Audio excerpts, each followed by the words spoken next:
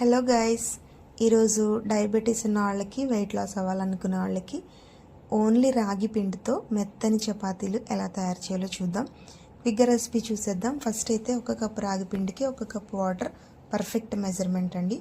Stove on చేసి pan పెట్టుకుని water వేసి రుచికి సరిపడా సాల్ట్, కొద్దిగా ఆయిల్ వేసి నీళ్లు మరిగిన తర్వాత ఈ రాగి పిండి వేసి బాగా కలిపి స్టవ్ ఆఫ్ చేసి 2 మినిట్స్ పాటు మూత పెట్టుకోవాలి.